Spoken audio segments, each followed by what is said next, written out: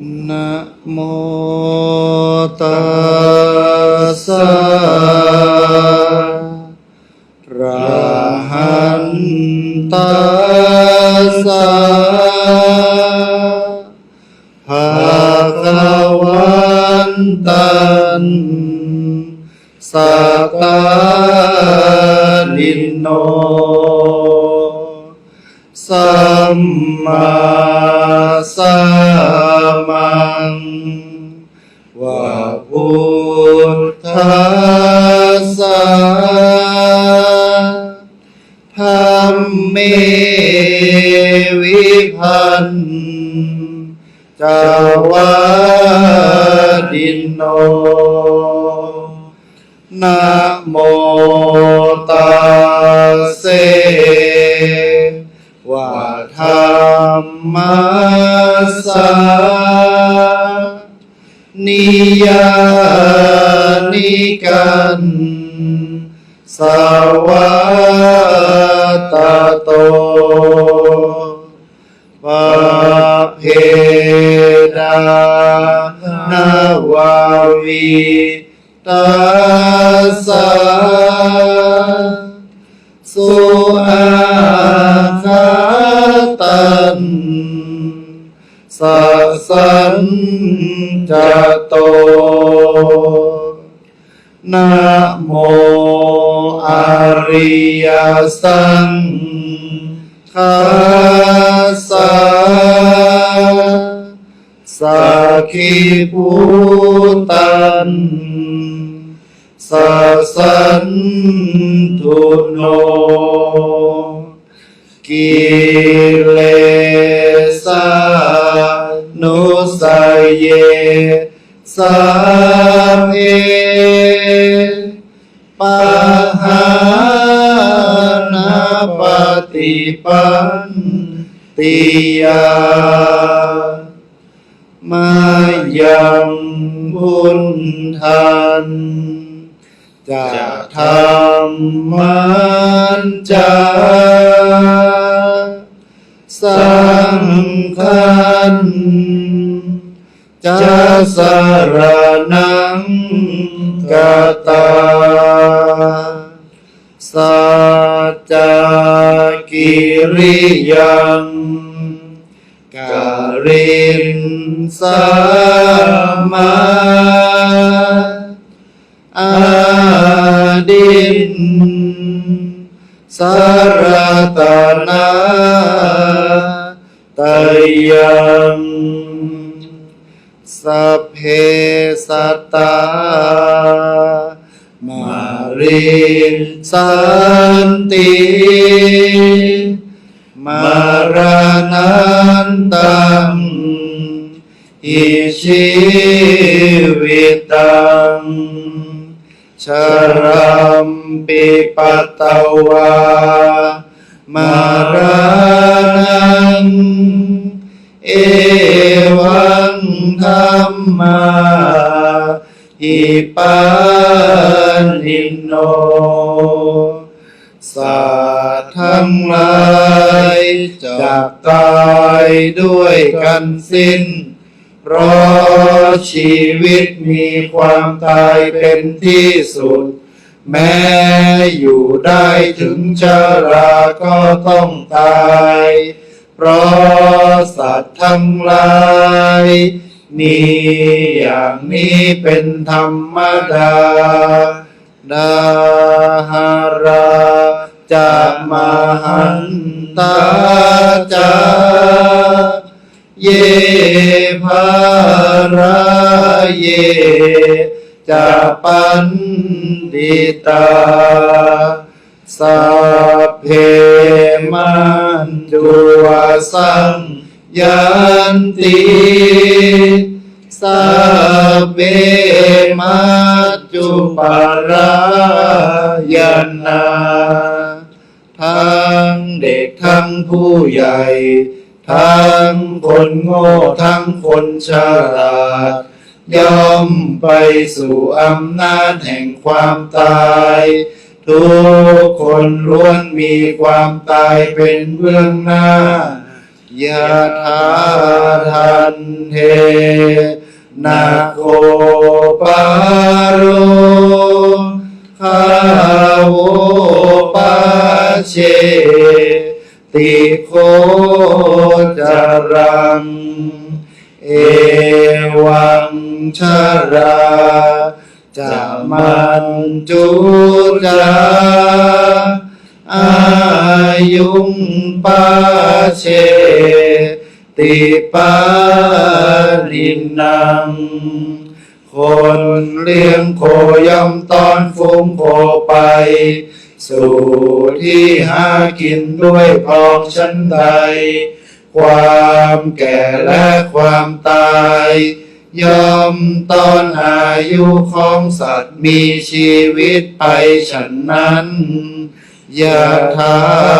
ปิกุมภาการาสากาตามาติกาภาชนาสัพเพเพทาปาริยันตาเอวังมัจจานาชีวิตังภาชนะดินที่ช่างหม้อกระทำแล้วล้วนมีความแตกเป็นที่สุดชั้นใดชีวิตของสัตว์ทั้งหลายก็ฉันนั้นยาทิสังวาปะเต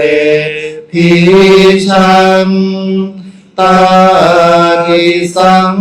ลาภะเตภลังกัญญาณการีกัญญาณังปาปะการีจะปาปะกังบุคคลหว่านพืชเช่นใดย่อมได้รับผลเช่นนั้นผู้ทำกรรมดีย่อมได้รับผลดีผู้ทำกรรมชั่วย่อมได้รับผลชั่วยาสปาปังกะตังกัมมัง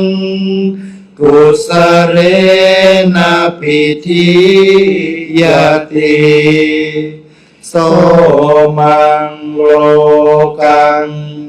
ปะปาเสติ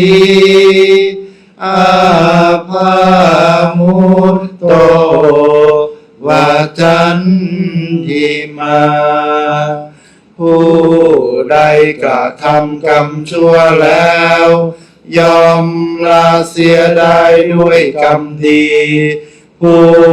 นั้นย่อมยังโลกนี้ให้สว่างเหมือนพระจันทร์โคจรห่างจากเมฆฉันนั้นอุทาพินทุนิปาเตนะอุทาคุมโทวิปุรติอาปุรติภาโรปาปัสสะโทกังโทกังปิอาจินังหม้อน้ำย่อมเต็มได้ด้วยหยาดน้ำชั้นใดคนโง่สั่งสมบาปไว้แม้ทีละน้อยทีละน้อยย่อมเต็มได้ด้วยบาปฉันนั้นอุทาพินทุนิปาเตนะอุทาคุมโทวิปุรติอาปุรติทีโรปุญญาสาโทกังโทกังปิอา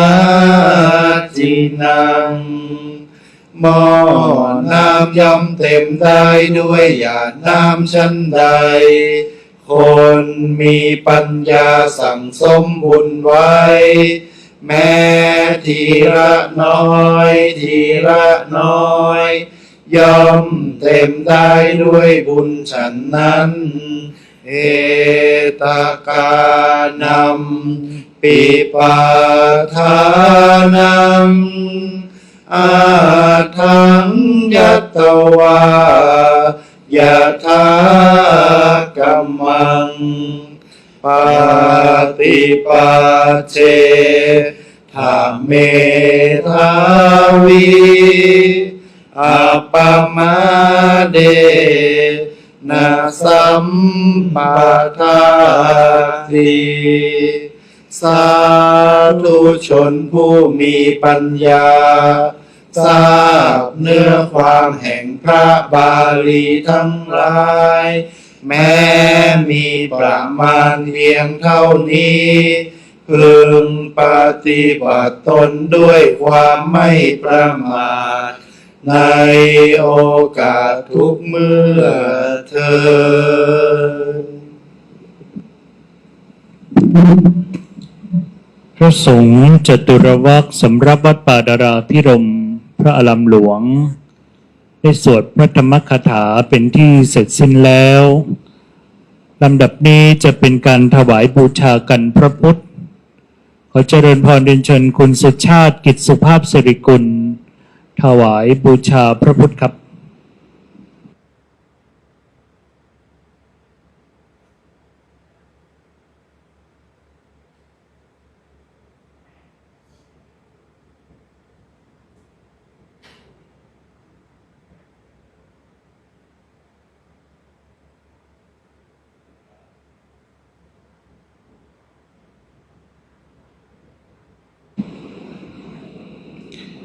ลำดับนี้ไปจะเป็นการถวายบูชากันเทศสำหรับที่หนึ่งขอเจริญพรเรียนเชิญคุณวรรณาคณาวัฒนกุลถวายบูชากันเทศในสำรับที่หนึ่งครับ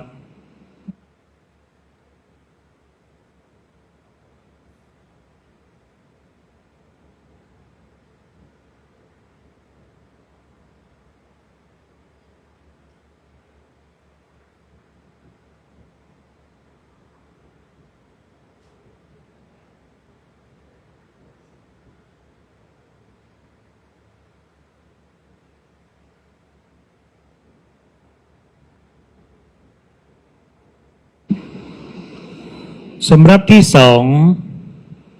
ขอเรียนเชิญคุณวรัยวรรณจุฑาทิพย์ขอเจริญพรเรียนเชิญครับ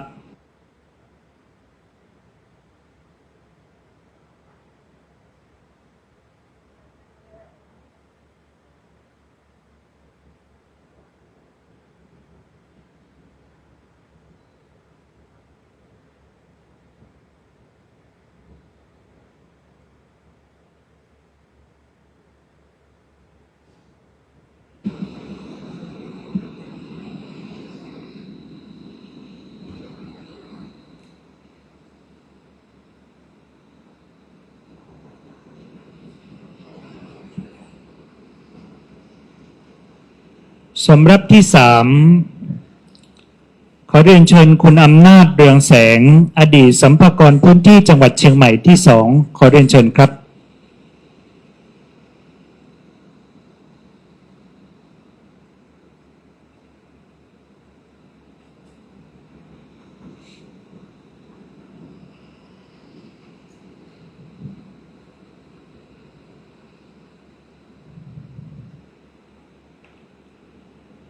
สำหรับที่สี่ขอเรียนเชิญคุณวารุณีทองคำบรรจงครับ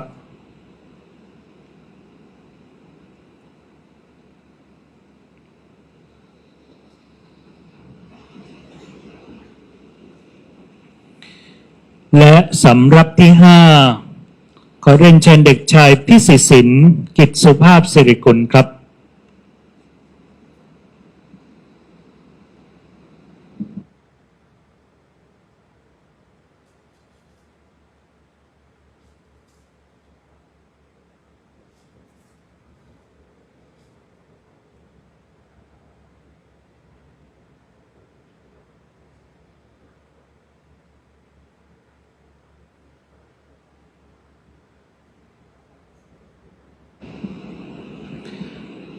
ลำดับนี้ไปจะเป็นการถวายเครื่องไทยธรรม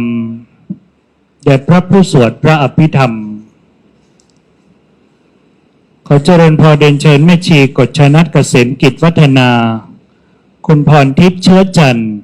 พลตรีหญิงจิราภาเอี่ยมศิลาและคุณกมลทิพย์อินสิริพัฒน์ครับ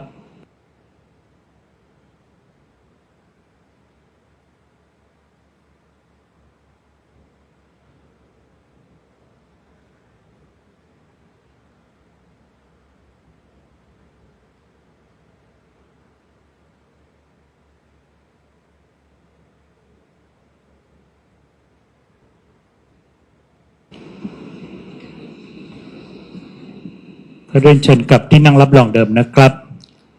และในโอกาสนี้ขอเรียนเชิญคุณวรรณาคณาวัฒนกุลและคณะได้ถวายใบปวารณาแด่พระผู้สวดพระอภิธรรมครับ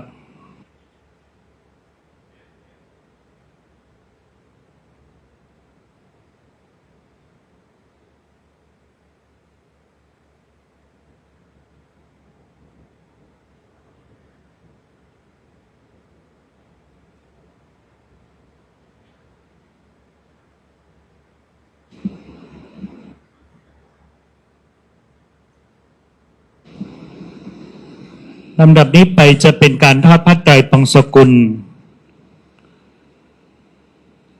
ขอเรียนเชิญนาวาเอกชาญนรงค์เชื้อจันทร์คุณมันธนารัชประกรณ์คุณประดิษฐ์บุรณพิมพ์คุณสัญญาชัยรักษาและคุณธนพัฒน์เที่ยงแท้ขอเจริญพรเรียนเชิญครับ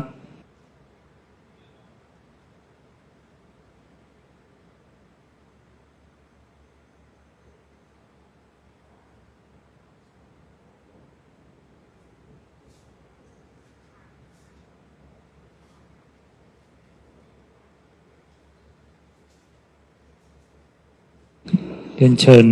ท่านทอดพระไตรปังสกุลนะครับเมื่อท่านทอดแล้วเรียนเชิญกลับที่นั่งรับรองเดิมพระสงฆ์ทั้งนั้นจะได้พิจารณาพระไตรปังสกุลและอนุโมทนาเป็นลำดับไปครับ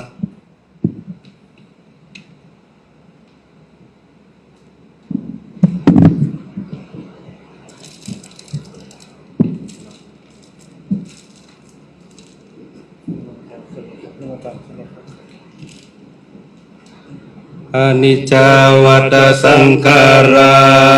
อุปาทวยธัมมิโนอุปาสิตวานิรุชันเตเตสังอุปาสโมสุโขเปมาริสันติมารันตันมาริสเรตเทวะหังมาริสามินาทิเมฆสังสโยท่านที่มีที่กรวดน้ำเรียนเชิญกรวดน้ำนะครับ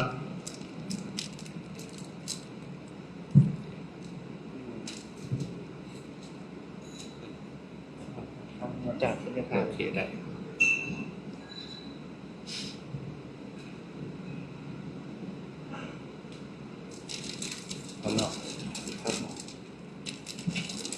ยะถาวาริวหาปุราปริปุเรนติสังคารังเอวะเมวะอิโตดินังเปตานังอุปกัปปติอิชิตังปฏิตังตุงหังคิปันเบวะสมิชโตสเปปุเรนโตสังกปาจันโดปนารโสยถามณิโชติรโสยถาสัพพิติโยวิวันชันตุสัพพะโรโควินาสันตุมา มาเตภวันวันตรายโยสุขิทิอายุโกภวะทิวันอันนาสิเรสนิจังวุฒาปัจจายโนจันตารทานมาวันทันติอายุวันโนสุขัง อารันอัตตาสิมเมอากาสิมเมยาติมิตาสหจเมเปตานังดากินังดัจจาบุเปกตัมมนุสรังนายรุณังวาโสโกวายาวัญญาปริเดวนานาตังเปตานมัทายะเอวันติทันติยาตโยอายัญจะโคดากินาดินนางสังฆานิสุปฏิทิตาเอ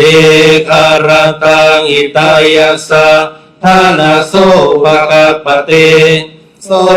ยติธรรมโมจายันนิดัสสิโตเปทานะโปชาจักตาอุราราปาลัญจบิกุณมนุปตินังตุงเหิปุญญังปัสสุตังอนัมปกันติภวันตุสัพพมังการังลักขันตุสัพพเทวตาสัพพพุทธานุภาเวนะสดาโสทิภวันตุเตภาวตุสัพพมังการังลักขันตุสัพพเทวตาสัพพธรรมานุภาเวนะสดาโสทิภวันตุเตภาวตุสัพพมังการังลักขันตุสัพพเทวตา